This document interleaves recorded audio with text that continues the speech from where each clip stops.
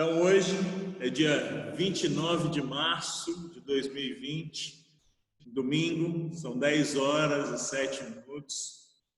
Nós estamos reunidos como igreja em Vila Betânia. E eu convido vocês, meus irmãos, para nós lermos Deuteronômio, capítulo 34. Deuteronômio, capítulo 34. Abra sua Bíblia. Deuteronômio, capítulo 34. Vamos ler.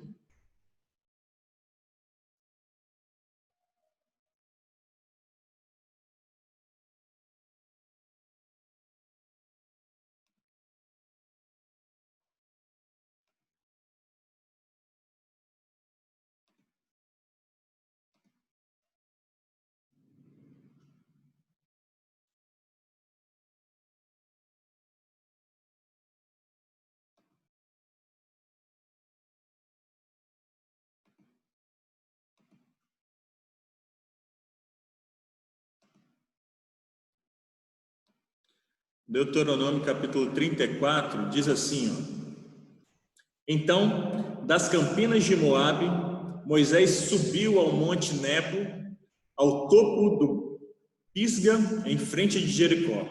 Ali o Senhor lhe mostrou a terra toda, de Gileade a Dan, toda a região de Naftali, o território de Efraim, Manassés, toda a terra de Judá até o mar ocidental, o Neguebe, toda a região que vai do vale de Jericó, a cidade das palmeiras até Zoar.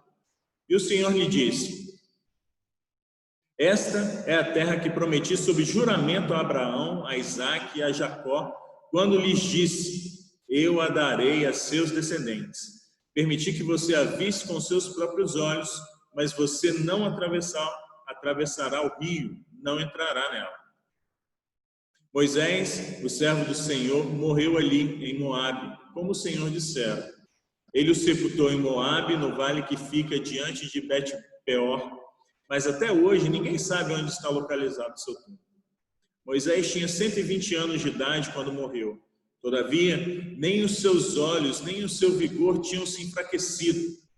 Os israelitas choraram Moisés nas campinas de Moabe durante 30 dias, até passar o período de pranto e luto.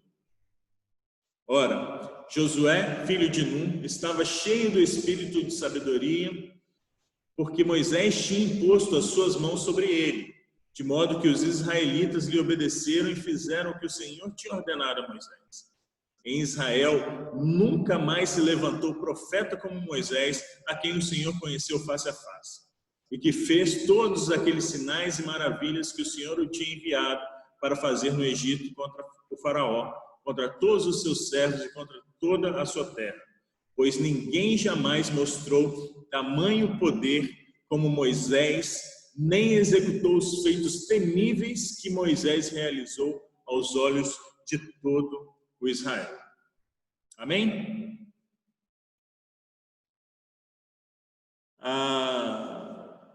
Se eu não me engano, ontem foi compartilhado um texto, um momento devocional conosco, e que falava justamente das bênçãos que Moisés derramou, proferiu para o povo, pouco antes de morrer. E o devocional de ontem foi baseado no capítulo anterior, no capítulo 33 de Deuteronômio. É interessante como Moisés trata o povo de Deus, o povo de Israel, com tanto carinho, com tanto amor. E ele ali, então, fala as bênçãos para cada uma das tribos de Israel. Moisés era um homem como eu e você, um homem com falhas, um ser humano de carne e osso, mas Moisés ele obedeceu a Deus, não é? Moisés obedeceu e ele era uma pessoa incrível por isso. Quando ele obedeceu a Deus, ele entendeu que ele precisava fazer a vontade do Senhor, e aí obedeceu. Moisés foi uma pessoa incrível, mas ele era humano, como eu e você. Tanto era humano que quando Deus fala com ele para poder libertar o povo do Egito, a resposta de Moisés sempre fica assim: mas eu não consigo falar, eu não sei. Moisés fica em dúvida. Até que no verso de número 13 de Êxodo, capítulo 4, Moisés fala a seguinte frase com o Senhor: Ah, Senhor, peço-te que envies outra pessoa. Moisés estava em dúvida se realmente ele era a pessoa mais capacitada para a obra. Ele sabia que era Deus que estava falando, porque aquela sarça queimava, né? Na verdade, a sarça estava em chamas, mas ela não queimava. Deus então coloca Moisés à prova, transforma a sua vara numa serpente, transforma a sua mão em lepra. Moisés sabia que aquele que estava falando com ele era Deus, mas ainda assim Moisés não se via capacitado para poder ir falar com Faraó. Muitas vezes nós estamos assim, no sentido incapacitados para fazer a obra do Senhor. Mas Moisés, ele se tornou uma pessoa incrível, porque Moisés obedeceu a Deus. Junto com seu irmão Arão, eles vão até Faraó e falam com Faraó: Faraó, deixe o povo de Deus ir. Faraó endurece o seu coração e não permite. Então as 10 pragas são lançadas. E só depois da morte do primogênito, Faraó então libera o povo para poder partir. A gente conhece a história, sabe que Faraó depois foi atrás do povo, Deus abre o Mar Vermelho, o povo atravessa a pés enxutos, como diz o texto, o exército de Faraó então é todo engolido pelo mar, o povo anda em círculos praticamente durante 40 anos no deserto, para Deus mostrar para todo o povo que Ele é Deus. E sendo Deus, Ele cuida do seu povo, sustentando através do maná, dando cura quando o povo foi picado por serpentes, dando vitória diante das guerras. Deus é Deus. Mas o texto que nós lemos de Deuteronômio capítulo 34, Moisés está numa montanha, que o texto diz que eram as campinas de Moabe, e de lá Moisés avista toda a terra prometida. Mas Moisés não entrou na terra prometida. Ele avistou, mas não pôde entrar. Mas o povo entrou, o povo recebeu a promessa. Moisés era uma pessoa tão incrível que o povo o reverenciava como servo, como profeta. Mas a salvação não estava em Moisés, a salvação esteve o tempo todo com Deus, que era o Deus de Moisés. Quando a gente abre as nossas Bíblias, em Hebreus, capítulo 3, e aí eu vou mostrar para vocês, Hebreus capítulo 3, ele diz o seguinte, nos versículos de 1 a 6. Portanto, santos irmãos, participantes do chamado celestial, fixem os seus pensamentos em Jesus, apóstolo e sumo sacerdote que confessamos. Ele foi fiel àquele que o havia constituído, assim como Moisés foi fiel em toda a casa de Deus. Jesus foi considerado digno de maior glória do que Moisés. Da mesma forma que o construtor de uma casa tem mais honra do que a própria casa. Pois toda casa é construída por alguém, mas Deus é o edificador de tudo. Moisés foi fiel como servo em toda a casa de Deus, dando testemunho do que haveria de ser dito no futuro. Mas Cristo é fiel como filhos sobre a casa de Deus. E essa casa somos nós, se é que nos apegamos firmemente à confiança e à esperança da qual nos gloriamos. Essa casa somos nós. Meus irmãos, o povo de Israel, Jesus tinha sido crucificado, Jesus tinha sido perseguido, espancado, mas Jesus ressuscitou e ainda assim o povo de Israel não cria que Jesus era o Filho de Deus. Dava muito mais valor a Moisés como um grande profeta do que a Jesus como servo.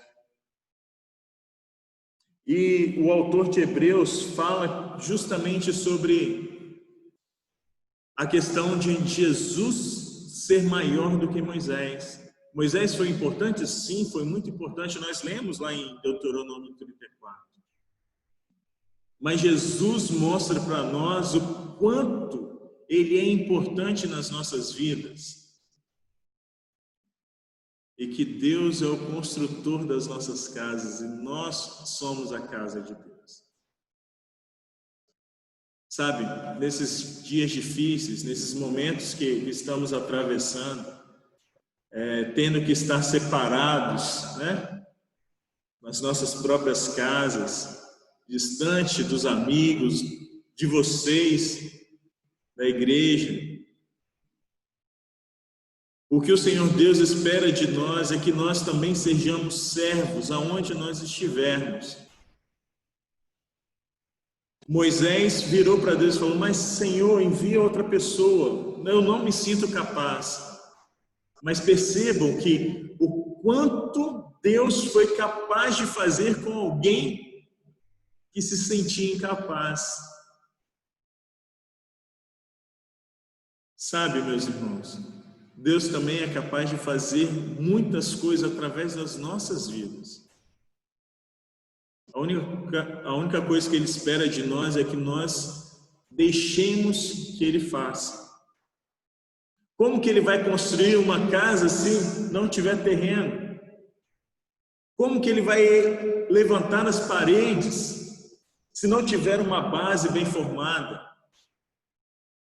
Como que Ele vai colocar o telhado para nos proteger se nós não deixarmos com que Ele erga as paredes? Meus irmãos, na manhã de hoje, eu quero nos desafiar a sermos servos de Deus, aonde nós estivermos, mesmo dentro de casa.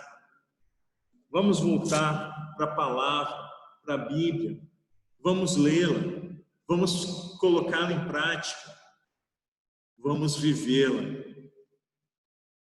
porque Deus nos sustenta, é Deus quem cuida de nós, mesmo que atravessemos o deserto, é Deus que vai nos dar o maná.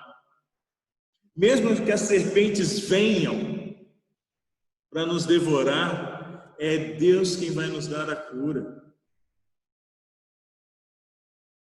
Mesmo que o deserto dure 40 anos, como foi no caso do povo de Israel, a terra prometida ainda poderá ser avistada e ela será habitada por todos aqueles que entenderem que Deus é o Senhor, que Jesus Cristo é o Salvador. Que possamos levar essa mensagem de salvação e de amor a todos aqueles que precisam reconhecer que Jesus deve ser sempre a nossa esperança. Jesus deve ser sempre a nossa esperança. Que possamos anunciar essa mensagem e levar essa esperança a todos aqueles que andam desesperados, porque Jesus é quem pode confortar todos os corações. Que Deus nos abençoe, que Deus possa fortalecer as nossas vidas e nos dar condição de continuar firmes na sua fé, firmes nele e buscando ouvir a sua voz. Que Deus te abençoe, que Deus nos abençoe e possa cuidar das nossas vidas. Amém.